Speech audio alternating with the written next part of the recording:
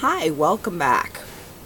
So, I had promised that I would read you a little bit from my book. It's called The World Through the Eyes of a Cat, and it's by Muffin the Cat. And Muffin was our cat. We had him for 14 and a half years, and he was a member of the family, and we loved him a lot, and we miss him a lot. Anyway, here's a little bit of an excerpt from the beginning, okay? Please excuse the lighting. I don't see so well, so here we go. My name is Muffin. I'm a kitten. I've been told a very cute kitten by some humans. My first human was a tall man with a furry face and a loud, scary voice. He owned my mama. She was a wonderful mama, and when I would go up to her and bump my head up against her side, she would be down on her side and let me nurse. She would lie down on her side and let me nurse. Her milk was so yummy, sweet and warm, and because I snuggled up next to her to grasp her teat with my brothers and sisters, I felt so loved. My mama's human called her a nuisance. I didn't think it was such a nice sounding name, but Mama accepted it as her name, and that was all that mattered. Mama had beautiful, long, brown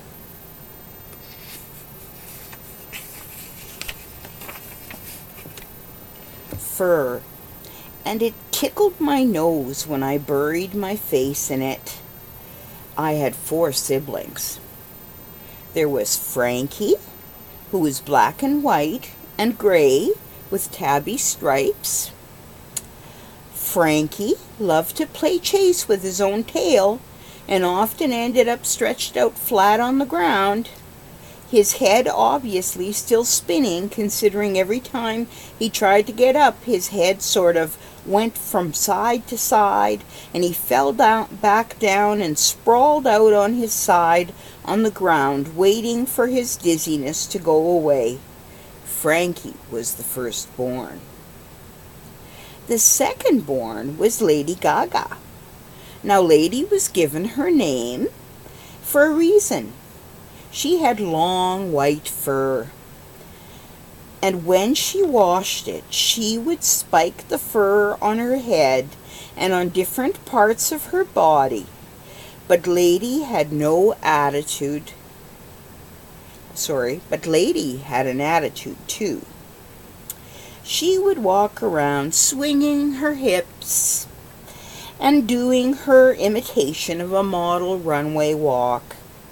But she was vain too, because if our siblings and I didn't pay attention to her, she would jump at us with her front claws fully out, intending to do harm for not paying enough attention to her.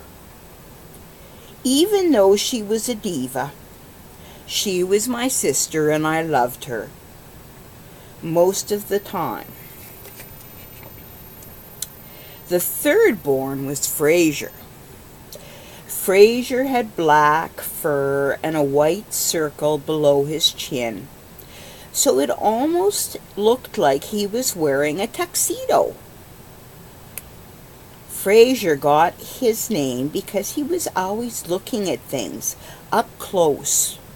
If a little teeny bug was crawling on one of us, he would have to stick his nose up against the bug and check it out thoroughly before he would try to lick it up with his tongue. And when we, his brothers and sisters, would talk to him about things, he would always say, "Why do you feel that way?"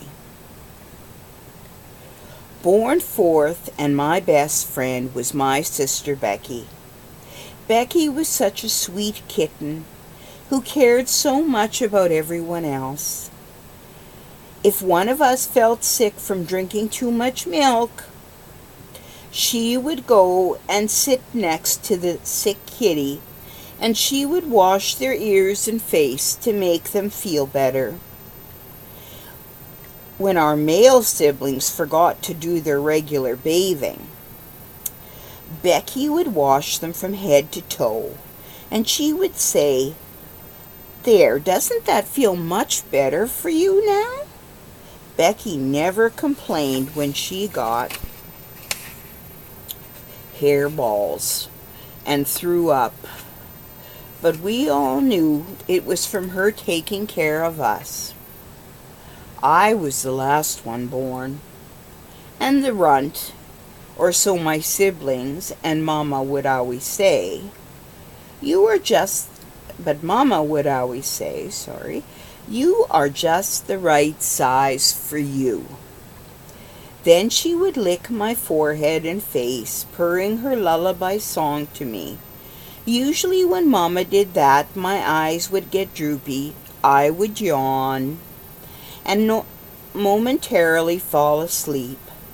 I was a mackerel tabby, with black, gray, brown, and white mottling in my fur.